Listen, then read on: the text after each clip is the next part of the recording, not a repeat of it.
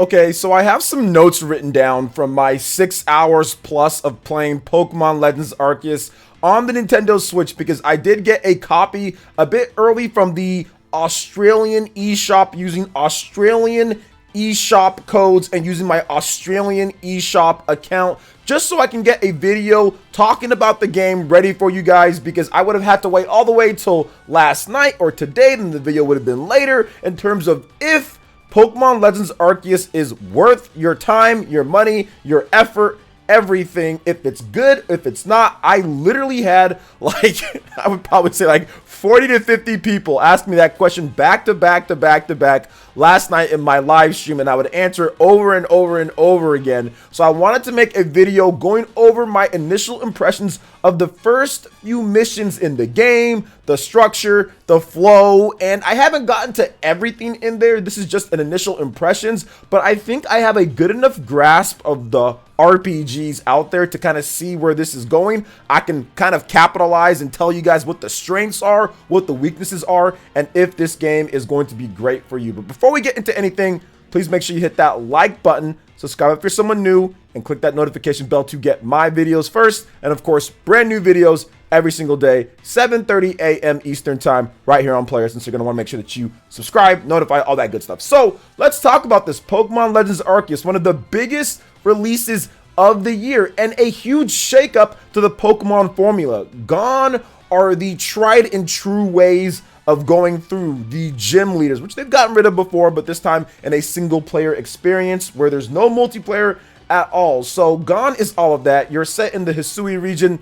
It is a vast and big world, not completely open world, but very open-ended with various different locations to go. You can collect things, you can craft things, you can just go about. And I think the biggest changes that make this game definitely worth looking into, and good be it that, is exactly how they revolutionized the catching mechanics, the battling mechanics. These are the two things that I think overall, with the open-ended areas, really makes Pokemon Legends Arceus a game that if you didn't like the previous Pokemon games, you're going to like this one, or you could like this one if you're looking for more of a solid, good single-player experience. Now, there is a story in there, and I'm still very early, but it is setting up some nice lore and some things that do happen. So I was pleasantly surprised with how deep they are going with it. But once again, I am still very early into it here, but from what I'm seeing, it's definitely a more involved and better story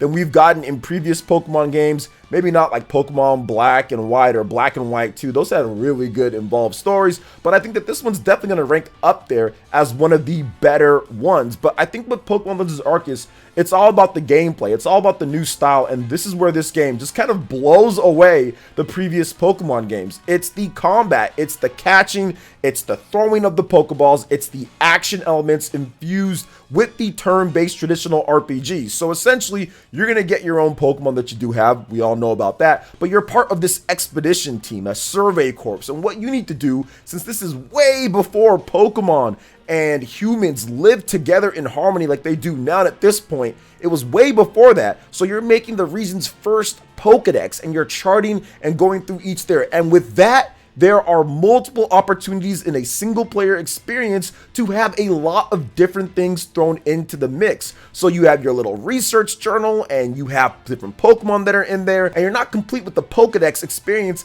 until you actually do multiple different requests in there, and you get money for doing all of those. The Survey Corps finds you on the beach, and you get money as you sign up and prove your worth and rank up and star up and get access to more stuff to craft, get access to more areas to where you can go, get access to actual more Pokemon to where they will listen to you, because you can't be too high a level. So I love what they've done here, and the quality of life features combined with the new combat options, the agile style to where you can potentially attack 2 or even 3 more times for your other Pokemon attacks based on your speed stat, the move itself, and kind of what the other Pokemon is doing, or the powered style to where you can actually put a wallop on somebody with risking the fact that you might go a bit slower, but they both use more PP or power points in order to get that done.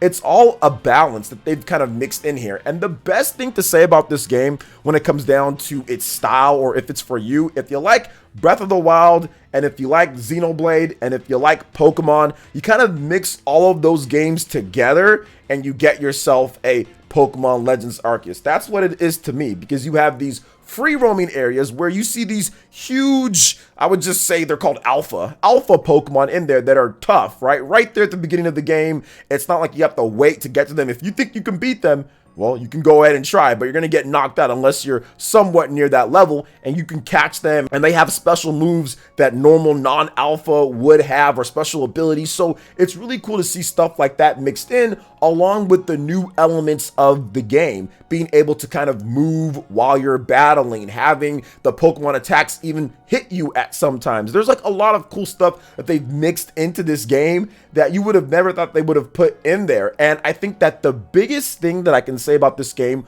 what makes it very fun to play, is how seamless it is.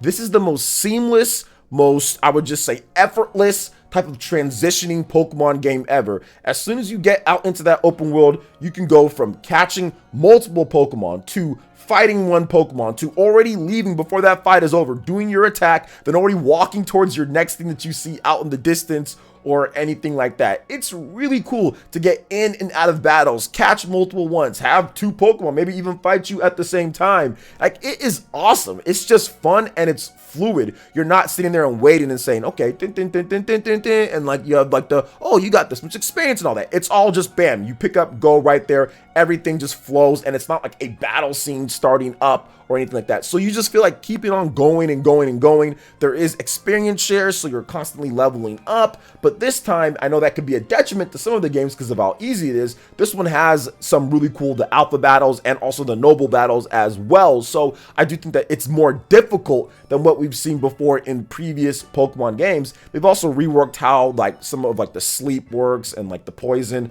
and stuff like that. But essentially what this game is, it's a single player, balanced and fun Pokemon game, and with a lot of new elements thrown in there, of course, with the moving around during the battles and with the noble battles and everything. So I'm actually pretty happy with what they've done here. Now, there are some downsides. Pokemon Legends Arceus has some high highs, but has some low lows on the presentation front. There is pop-up all over the place, which we've gotten kind of used to that when it comes to Nintendo Switch games. So it's a little bit jarring at first, but you definitely get used to it, but it's not something that's good, that's for sure. And then on top of that, the graphics itself just aren't up to what you think the Nintendo Switch can do. And there's not really any excuse that you can say, oh, well, it's a mobile chip. Oh, well, it's the Nintendo Switch, it doesn't have as much power. It's like, no, not really, because we have games like Shin Megami Tensei 5, like The Legend of Zelda Breath of the Wild, that definitely look better, or even like Monster Hunter Stories 2, built on that engine that they do have there, the RE engine built for Switch, that definitely looks better. Now, I don't think that this game was in development for a really long time.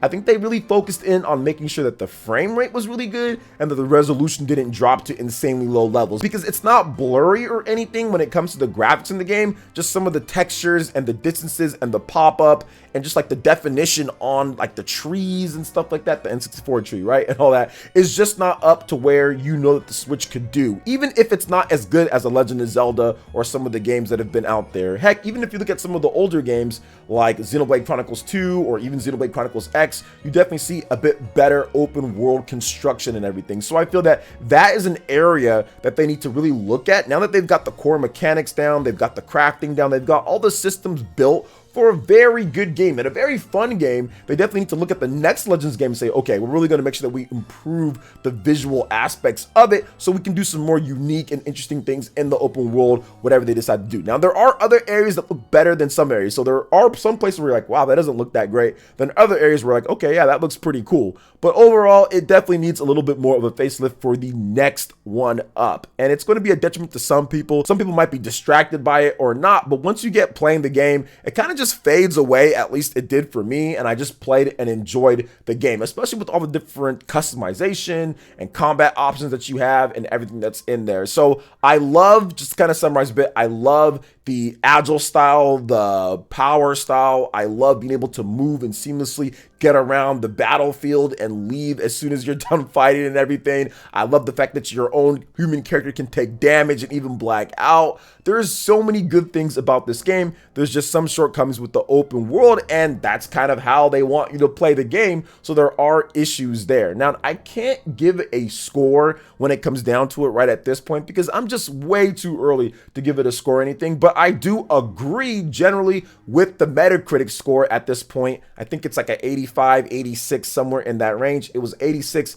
as of my last video that I made on it. I do agree with right around there at this point. Now, I have to wait and see. That could go up or it could go down, but so far I'm really enjoying the experience, and I definitely think that it's a good game. It's got a lot of pros. It's got a few cons that are pretty steep, but at the same time, the pros really just kind of elevate this game, especially comparing it to previous Pokemon games and what those games did. So I do like it, and I do feel that it's worth the pickup if you want to play a really cool, different style of Pokemon game that does not focus on multiplayer, where there is multiplayer in some respects. There's some like lost satchel stuff that you can do and get certain points, so somebody might die somewhere else, and then almost like Souls, right, like Dark Souls or something, then you can like pick up their satchel and then you get some points. There's that, but that's not real multiplayer. And there's also trading as well, to where you can put a link code in there and you can trade with people, so there's also that. But overall, it's not the same type of multiplayer with the straight up combat PvP multiplayer in there. And that's okay, because they really focused and honed in on what the single player experience is and balancing the combat for just that. So I'm okay with it. But what are your thoughts when it comes to Pokemon Legends Arceus? Do you plan on picking the game up? Do you not? How do you feel that I talked about it here? Let me know your thoughts in the comment section below. All right, and moving on to the next topic here, guys. It's been 3+ years since Nintendo announced that they are rebooting Metroid Prime 4's development with series veteran of the Prime ones and creators of it, Retro Studios. So a lot of you guys have been asking me, what's going on with Metroid Prime 4? What's going on with the Metroid Prime remaster? What's going on with Metroid Prime 2 and 3? How is Dread affecting what's going on with this? Do they feel pressure to kind of surpass what Dread has done? Well, I think that there's a lot going on right now, and I think that Nintendo has a really big 2022 this year that's going to have some Metroid news. Now, last year, we got Metroid Dread. That was absolutely phenomenal. I still want to replay the game on the hard mode. I just have too many games at this point, but Metroid Dread was so great, and that was from a smaller studio. That's a 2D experience, 3D graphics rendering and everything, but 2D experience. Definitely not going to be on the level from an overall scope perspective of a Metroid Prime 4. But at the same time, I think that they saw that and said, wow, this is impressive. And I think that that's why Nintendo has been hiring so many new people. Retro Studios has been gearing up. I do feel that Metroid Prime 4 is going to be a technical showcase for both of the systems that it does come out on, because Retro Studios is continuing to hire big-time engineering, people that you need lots of experience when it comes to engineering consoles and systems and technical and all of that. Yes, that could be on the Nintendo Switch, which I'm sure a lot of it is, but at the same time, do you hire this many technical, like, super soldiers, super workers that you need like 10 years of experience or 7 years of experience or whatever they're looking for and all this different stuff? Do you hire all of these people for simply one game on the platform of the Nintendo Switch that's been around for quite some time now? Is this something that you do? That's why speculation is ramping up that they are going to be doing a dual launch, or it's going to be on both systems, the next Switch, then also this one. Now, we still don't know when Metroid Prime 4 is even going to be ready or anything. Nintendo could hold on to it. They could say, hey, let's just hold on, let's dual launch it. I don't think it's going to be like a Switch 2 singular launch where they don't put it on the Nintendo Switch. That would be a sales problem right there, because you're missing out on 100+ million install base. But you see all these people that they've been hiring. You have the tools engineer, a technology engineer to develop Metroid Prime 4. This seems like an ongoing thing that's not going to be solved anytime soon. I think that we're going to see maybe the first teaser, maybe CG trailer of the game, which I don't like the CG stuff, but it's better than nothing considering this was 3 years ago. I would have thought at some point in the 3 years that we would have seen at least something from it. Now, Nintendo has said, hey, well, look, guys, we're working on it, you know, but we have this with Metroid Dread instead in the meantime. So you have to give them that. But man, it's been quite some time, but I feel that 2022 will be the prime year because I feel that we're going to get a Metroid Prime remaster announcement. Maybe it doesn't drop this year. Many people are speculating that it will. There's been some rumors that it will drop this year, but I think that probably this year, then maybe Metroid Prime 4 is a 2023 release, and then maybe they delay it. I'm not really sure where it's going to line up with. Obviously, if it's going to be a Switch 2 release, then it's going to be at least 2024, because that's not coming out next year. I don't think the Switch 2 is coming out next year. So it's going to be interesting to see exactly how all of this plays out. I love how they're adding people to the team. I love how they're taking their time. If you're going to bring back Prime after all of these years, more than a decade, because we're not counting Metroid Prime Federation Force. We're counting Metroid Prime 3. That was back in 2007, right? So it has been more than a decade and a half at this point, or it's going on a decade and a half. If you're going to do this, you got to do it right. And you got to impress people like you impressed people when Metroid Prime was announced. When that game was first announced, people were angry because it wasn't the 2D Metroid that we knew from Super Metroid, and that game was so good. But at the same time, we were all just like, wow, look at this spectacle of a game. Look at these graphics, the GameCube, look at the frame rate, look at everything. So if you want to do this, you got to do it right, and you've got to get people in a certain way. Metroid Dread got people in a certain way. It revitalized the 2D Metroid series, taking advantage of more than what you would have thought for a 2D Metroid game. The gap from the last 2D Metroid game to this one, and we're not talking about Metroid Other M, but the last real 2D Metroid game graphically is massive. So we're going to have to see a pretty big jump here. And of course, the gameplay has to match with it as well. So I think it's going to be really fun here, and I think that we're going to get some good news. So what are your thoughts when it comes to Metroid Prime 4, Retro Studios, hiring more people, and what's going on? When is your prediction that we will see this game?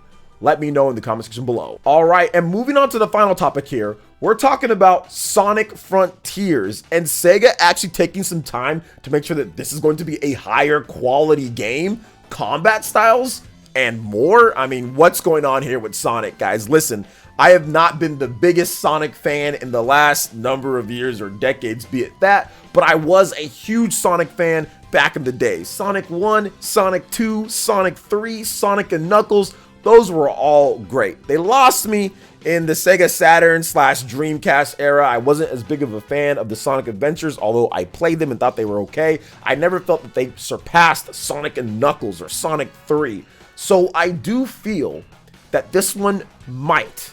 It has a small chance with Sonic Frontiers because we found out that they delayed the game from last year to this year at the end of this year. So 1 whole year of extra development time, not rushing the project. That gives me a little bit of hope. Not complete confidence, 100% slam dunk, but a little bit of hope that this is going to be solid when it comes to Sonic Frontiers. So Takahashi Iizuka from Sega, he's the Sonic team lead creator, talked about Sonic Frontiers in a recent interview with Games Radar, and here's what he had to say. With Sonic Forces, the team has set out to create a compilation of high-speed Sonic action games that flip the usual Sonic storyline on its head.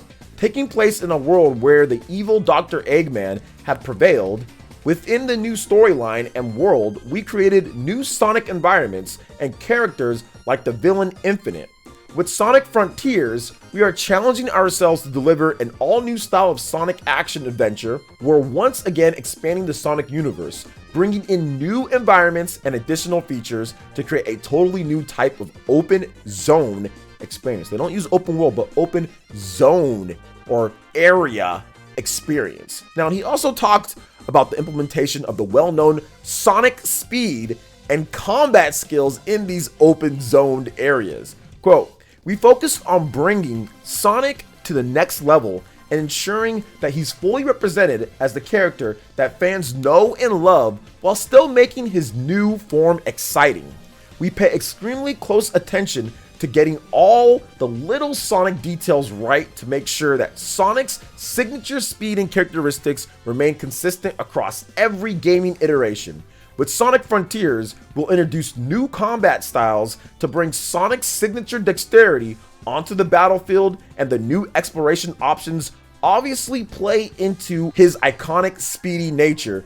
Of course, we know that Sonic Frontiers is due out for pretty much all platforms this holiday 2022. More information should come later, and I am excited, but then at the same time, like thinking, here we go again. The CJ meme, we've done this like before. Getting excited about a Sonic game, then it letting you down. And we've heard this before from the Sonic team. Now, we still have to wait and see. I think that every game deserves a chance. I think that there are people who have been saying, oh, let's wait and see for Pokemon, and not really giving Pokemon Legends a chance, and it ended up being really good. So I will afford Sonic Forces the same chance, the same open mind that I will for any game at this point. And I think that they know that they have to deliver here with this game, because it's been a while since the last mainline Sonic game, and this is your staple. This is your big game. You have the Sonic movies that are doing fantastic. The second movie is going to be really good, and you're going to back it up with a bad game? You can't. These are just my thoughts on it. What do you think about the new Sonic game and what it could do? What do you think about Metroid Prime, and of course, Pokemon Legends Arceus so far? Let me know in the comment section below. All right, guys, that wraps it up for this video here. Thank you so much for watching. I do appreciate it. Please make sure you hit that like button, subscribe if you're someone new, and click that notification bell to get my videos first. Thank you for watching, and we'll catch you for the next one. Peace.